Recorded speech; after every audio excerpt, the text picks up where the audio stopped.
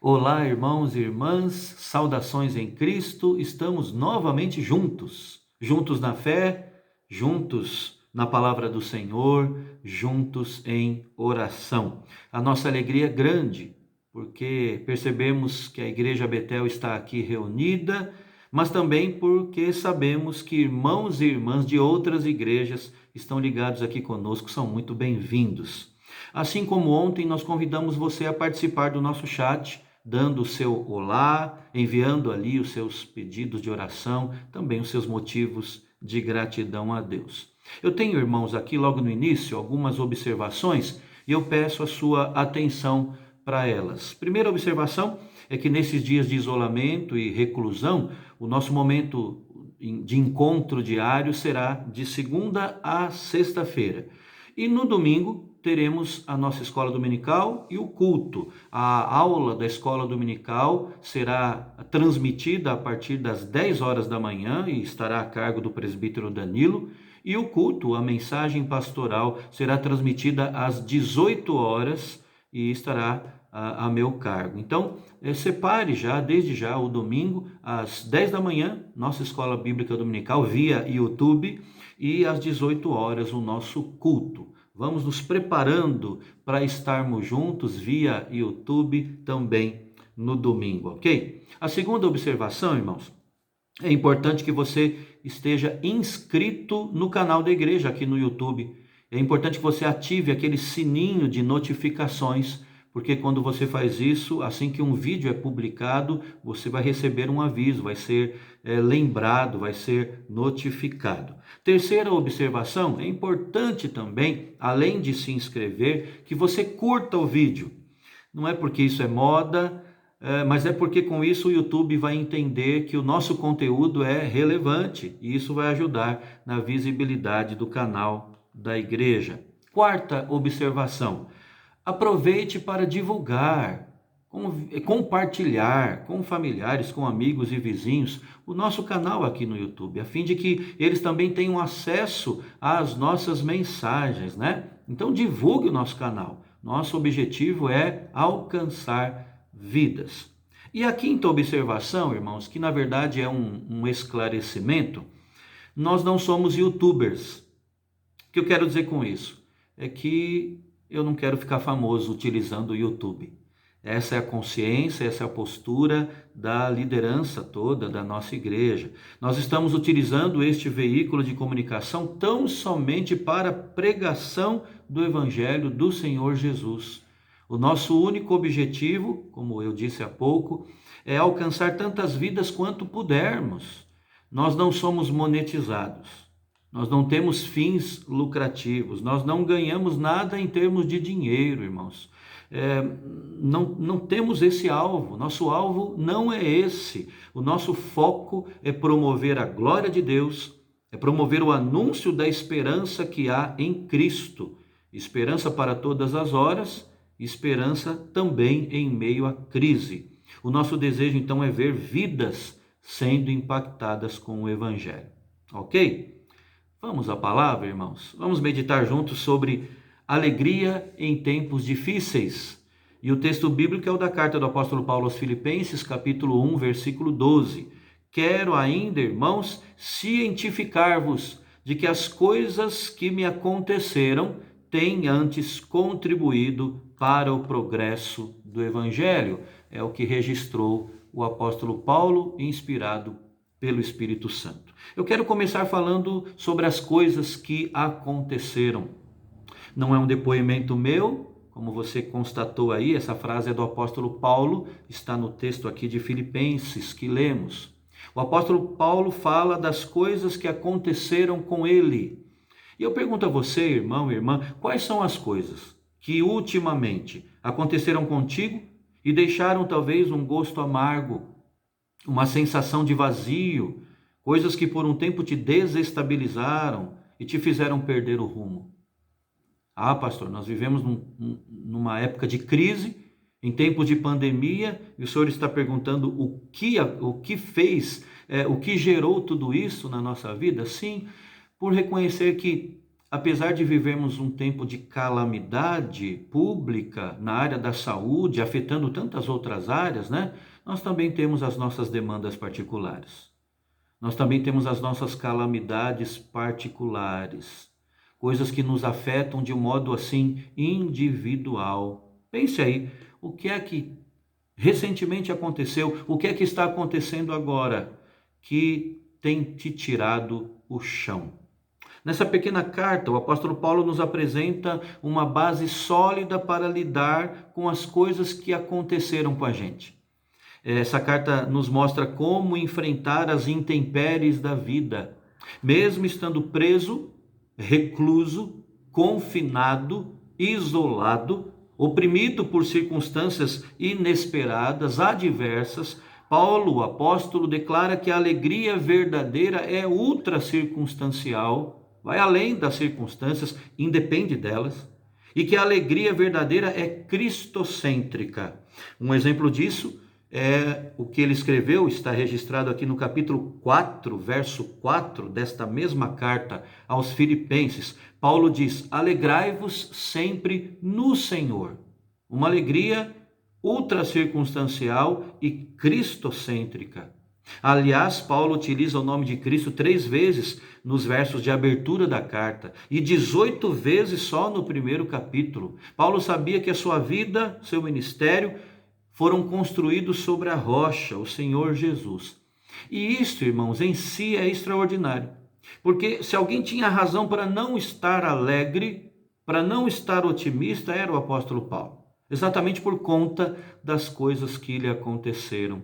A vida do apóstolo foi marcada por várias experiências dolorosas. Em 2 aos Coríntios, no capítulo 11, ele lista algumas das agonias da sua vida. E ele diz assim: em trabalhos muito mais em prisões, em açoites sem medida, em perigos de morte muitas vezes. 5 vezes recebi dos judeus uma quarentena de açoites menos um. Fui 3 vezes fustigado com varas, 1 vez apedrejado, em naufrágio 3 vezes. 1 noite e 1 dia passei na voragem do mar, em jornadas muitas vezes, em perigos de rios, em perigos de salteadores, em perigos entre patrícios, em perigos entre gentios, em perigos na cidade, em perigos no deserto, em perigos no mar, em perigos entre falsos irmãos, em trabalhos e fadigas, em vigílias muitas vezes, em fome e sede, em jejuns muitas vezes, em frio e nudez. E além das coisas exteriores, há o que pesa sobre mim diariamente, a preocupação com todas as igrejas. Palavras do nosso irmão do passado, o apóstolo Paulo. Ele realmente teve uma vida de muitas dificuldades. Parece até que toda a sua vida foi um grande dia mau. Quando ele escreveu Filipenses, essa carta, ele estava acorrentado a um soldado romano, como eu disse. Estava ali recluso, estava ali aprisionado. E mais, naquele momento, quando mais necessitou de apoio, os cristãos de Roma o abandonaram. Lucas nos diz que quando Paulo chegou pela primeira vez em Roma, isso está registrado em Atos, capítulo 28, muitos cristãos saíram para recebê-lo. Mas quando Paulo foi para a prisão, e conforme o tempo passava, os crentes em Roma parecem ter se esquecido, como de fato as pessoas fazem muitas vezes. Os crentes ali se esqueceram do apóstolo.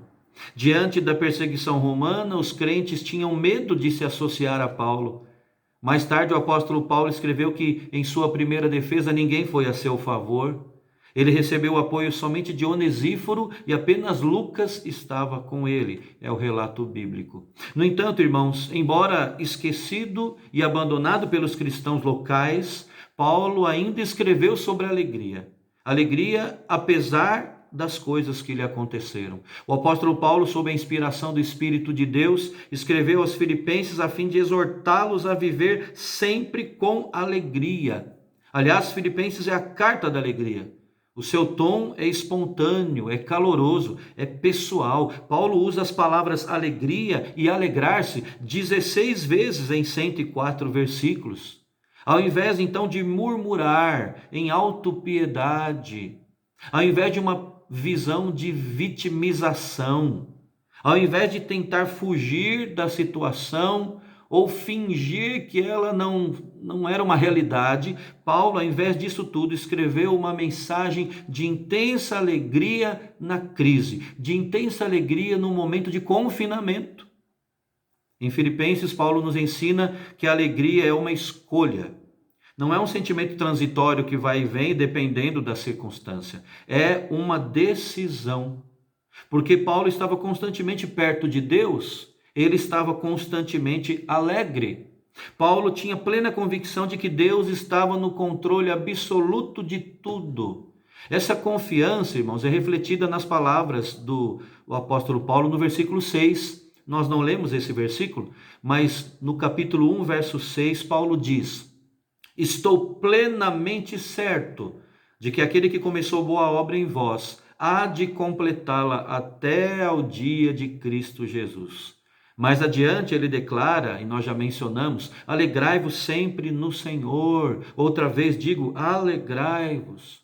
Então veja, Paulo estava preso, e por estar preso ele não sabia ao certo o que aconteceria com ele.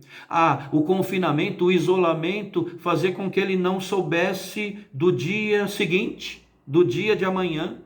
No entanto, ele é capaz de incentivar a igreja a ter esperança, a ter alegria, a ter paz. Paulo, que fora abandonado, mas ainda assim confiantemente, ele foi capaz de dizer, não andeis ansiosos. Está nessa mesma carta, no capítulo 4, verso 6. Não andeis ansiosos de coisa alguma. Em tudo, porém, sejam conhecidas diante de Deus as vossas petições, pela oração e pela súplica, com ações de graças. Desse modo, essa pequenina carta, de poucos capítulos, de uma forma notável, serve para injetar em nós esperança. Filipenses não oferece uma resposta final ao mistério do sofrimento. Filipenses aponta, sim, o caminho para uma resposta genuinamente cristã ao sofrimento. Paulo nos diz de muitas maneiras diferentes que, embora não possamos controlar o que nos acontece, e de fato, como vimos ontem, aqui nesse mesmo momento, nós não controlamos nada, as nossas agendas de atividade foram pulverizadas, não é? É o que falamos ontem. Mas Paulo nos diz que, embora isso seja uma realidade, não possamos controlar nada, nós podemos escolher como reagiremos em decorrência das mágoas, das incertezas que teimam em nos assaltar nessa vida. Creio ser, irmãos, essa a principal contribuição dessa pequena carta de Paulo aqui, a carta aos Filipenses. Uma carta escrita num momento de isolamento, com o autor humano encarcerado, privado do ir e vir, privado da liberdade, mas transbordando de alegria em Cristo. Isso porque, irmãos, Deus tem propósitos ocultos em tempos difíceis. Eu quero até repetir isso. Deus tem propósitos ocultos em tempos difíceis.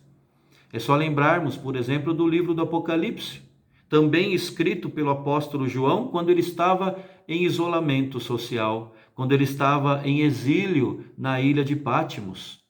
E se fôssemos resumir o teor, o conteúdo de Apocalipse é o mundo ruindo e o povo de Deus, aqueles que pertencem ao Senhor, sendo guardados, sendo protegidos pelo Senhor nosso Deus. Também foi durante os 12 anos na prisão em Bedford que John Bunyan, o pregador inglês, escreveu mais de 50 livros, entre eles O Peregrino, o livro mais vendido no mundo depois da Bíblia, traduzido em mais de 200 idiomas, irmãos. Irmãos, as prisões de nossas vidas podem muitas vezes se tornar lugares de grande oportunidade. É por isso que o apóstolo disse estas palavras aqui no texto que lemos no início. Ele estava certo de que as coisas que aconteceram com ele estavam contribuindo para algo muito maior do que ele mesmo, para o progresso do evangelho. É isso que ele fala, não é? Essa é a ideia do apóstolo. Depois dos agradecimentos a Deus, e aos próprios filipenses. Paulo está falando sobre a sua situação e ele faz isso olhando para o passado, para aquilo que tinha acontecido, dizendo: as coisas que me aconteceram têm antes cooperado para o progresso do Evangelho. Eu quero então terminar a minha palavra aqui dizendo, te animando, não é? Te animando a esperar no Senhor, sabendo que Deus tem propósitos ocultos em tempos difíceis, sabendo que um momento de confinamento pode ser talvez o momento mais abençoador das nossas vidas. Feche os seus olhos, vamos falar com o Senhor. Querido Deus, nosso Pai, nós aqui estamos reconhecendo, ó Deus, a nossa pequenez, a nossa limitação, reconhecendo que nós precisamos do Senhor para tudo, reconhecendo, ó Deus, que temos necessidade de que o Senhor trabalhe nos nossos corações, nesses dias de isolamento, de reclusão, para entendermos quais são os seus propósitos. Queremos, ó Deus, como o apóstolo Paulo, teu servo, nosso irmão do passado, nos alegrar em Ti mesmo em tempos difíceis. Nos alegrar em Ti mesmo privados de nossa liberdade comum, normal, cotidiana. Que a nossa alegria, ó Deus, seja ultra circunstancial, que a nossa alegria seja cristocêntrica, que possamos, ó Deus, nos alegrar sempre no Senhor que é o nosso Deus, o Senhor das nossas vidas. É a nossa oração em nome de Jesus. Amém. A partir de agora, então, irmão e irmã, a transmissão vai ser encerrada para dar oportunidade aqui na sequência de você, em família, orar, interceder uns pelos outros, rogar a intervenção de Deus no meio desta crise que nós vivemos. Ore a Deus com sua família, lembrando disso, que podemos ter alegria mesmo em tempos difíceis. Estejamos juntos em oração e até amanhã, se Deus quiser. Deus abençoe a todos.